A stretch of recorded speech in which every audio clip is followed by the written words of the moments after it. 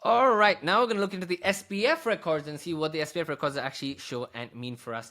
They're also very important in letting us decide whether our emails are going to, not letting us, but letting the receiver ESP decide, or your leads ESP decide whether you're going to be landing in the primary, secondary, or tertiary or spam folder, right?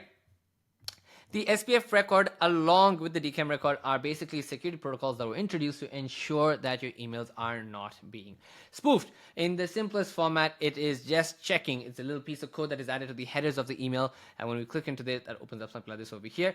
All it's doing is confirming.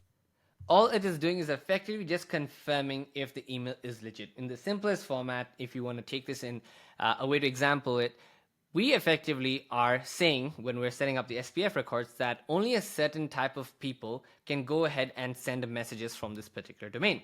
And we're letting the ESP know that if that certain type of person is not being met in criteria, then it should fail. And if it is being met, almost like a guest list, right, then it is going to pass. So that's all it is. That is what a sender policy framework is basically trying to refer to over here. It's effectively a white label or an exclusive guest list of people who can send messages from this particular user from this particular domain. And for those who are a bit more technical, effectively what it's doing is just confirming if the sender IP addresses or sender servers are authenticated to send messages on behalf of this particular domain and user. So that is what the SPF record does and why it is absolutely crucial for you to care about when it comes to ensuring your technological setup is perfect, so you always land in the primary folder.